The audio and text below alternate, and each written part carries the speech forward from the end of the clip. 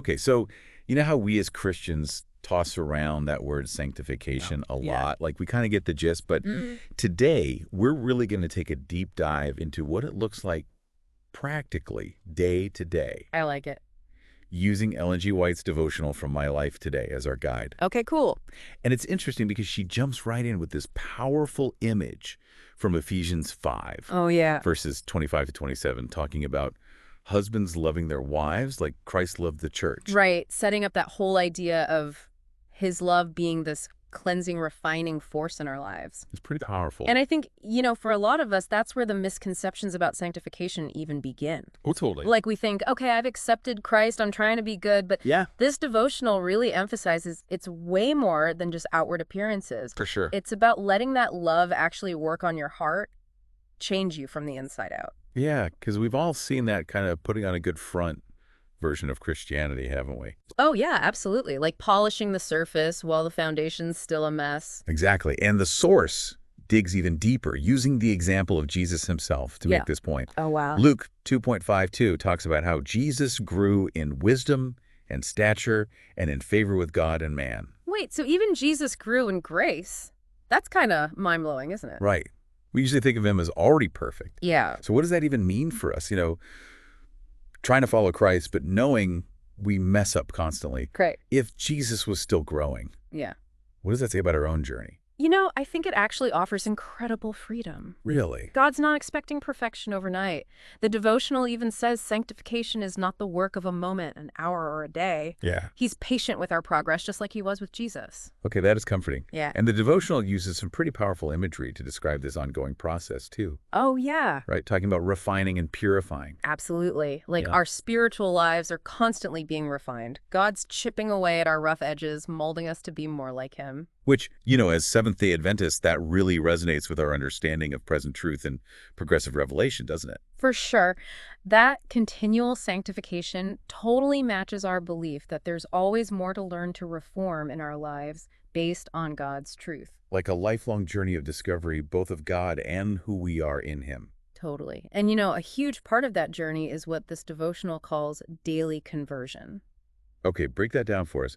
What does experiencing daily conversion actually look like? Think of it as making that conscious choice each day to turn away from sin and turn towards God. So not just that one-time decision at baptism. Exactly. It's like renewing our commitment to Christ every day, recognizing that we need his grace, constantly choosing to align our will with his, even when it's hard. That's definitely a challenge, but an inspiring one. Absolutely. And, the source ties this directly to that perfection of Christian character, which prepares us for eternal life. So we're not just magically perfect once we get to heaven. Right. It starts here. Exactly. The process of becoming more and more like Jesus starts now. It's about those daily choices reflecting him. It really has me reflecting on my own choices. Yeah. I'm curious, what about you? What stands out to you about this idea of daily conversion and how it leads to perfected character? Honestly, what resonates most is the intentionality it requires. We can't just passively wait to be sanctified. It takes conscious effort surrendering to God's leading every single day. I love that. It's active participation in becoming more like Christ. And speaking of action, the source is pretty clear that true sanctification affects both our inner selves and our outward actions. Right. It's not just about having the right beliefs or warm, fuzzy feelings inside. It's about how those beliefs actually play out. In our lives. Exactly. So like if someone says they're sanctified but their actions don't match up. Something's not quite right. Exactly. Yeah. And Ellen White even highlights this. She says truth received in the heart and practically carried out in the life. Walking the walk, not just talking the talk. Right? And that's where the rubber meets the road with this whole daily conversion thing. Are we just going through the motions, or are our actions actually lining up with our faith? It's a constant check-in we have to do. So how do we make sure it's more than just going through the motions? How do we actually experience this constant conversion, this sanctification in a real way? Well, it all starts with that deep personal relationship with Christ. Spending time in prayer, really studying his word, seeking his guidance for everything in our lives. Making those quiet moments with God a priority, not just squeezing them in. Exactly. And being open to his correction, Yeah. letting him show us where we need to grow, even when it's uncomfortable. Because let's be honest, none of us have it all figured out. We all fall short. Absolutely.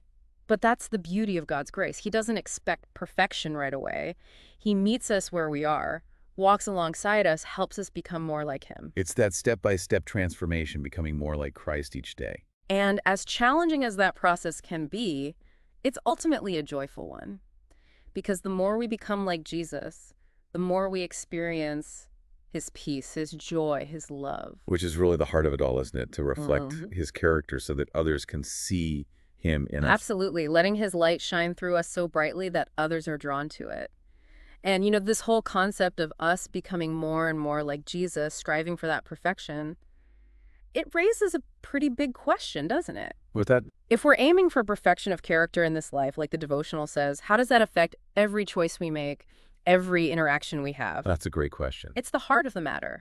We can't compartmentalize our faith. Every thought, every action has to be in line with that high calling to reflect Christ. It's not just about going to church on Sabbath or saying our prayers. It's about everything, how we treat others, how we approach our work, even our downtime. Exactly. Seeking to honor God in everything, realizing every moment is a chance to grow, to show his love to a world that so desperately needs it. This is really making me rethink what a sanctified life truly means. It's way more than just following rules. Yeah.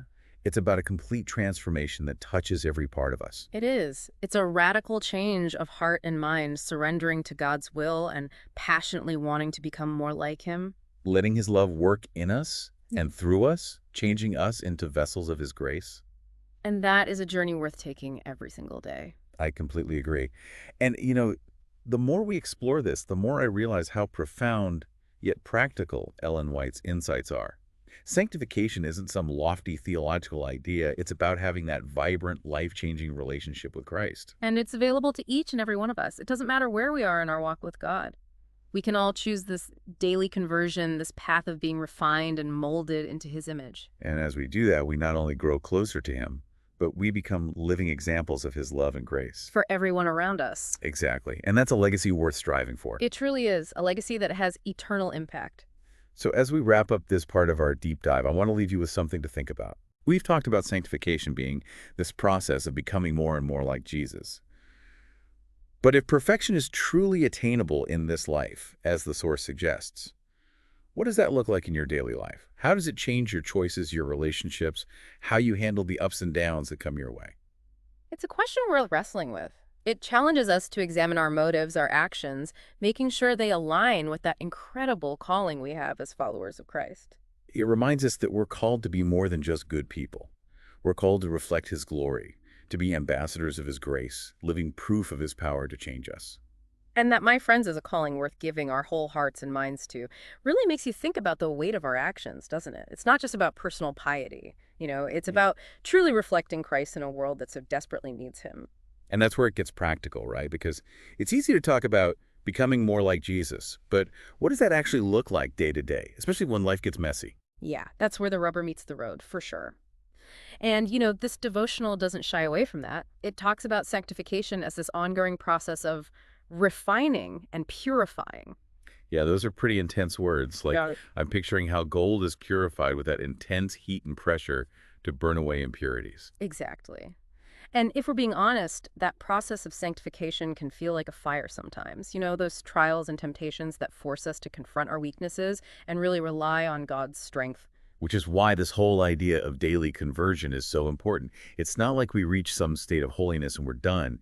It's about constantly turning back to God, surrendering to that process of refinement. It's like we're constantly being molded and shaped by his hands, even when it's uncomfortable. And the beauty of it is that he never gives up on us, even when we mess up. Speaking of messing up, I think one of the biggest misconceptions about sanctification is that it's about being perfect.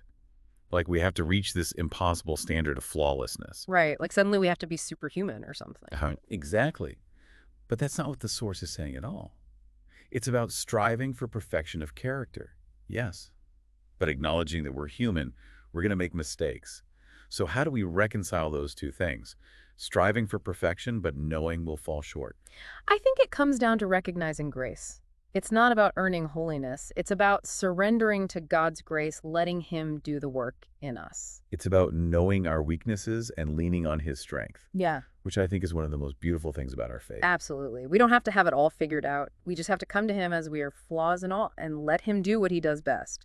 mold us into the people he created us to be. Which brings us back to that daily conversion. What are some practical ways we can experience this daily renewal of our commitment to Christ? Well, the devotional really emphasizes spending time with God and not just rushing through a quick prayer, but really immersing ourselves in his word, seeking his guidance in prayer, and being still enough to listen to his voice. It's making that connection a priority, not just squeezing it in when we have a spare moment. Exactly. And it's about being open to his correction, letting him show us those areas where we need to grow and change.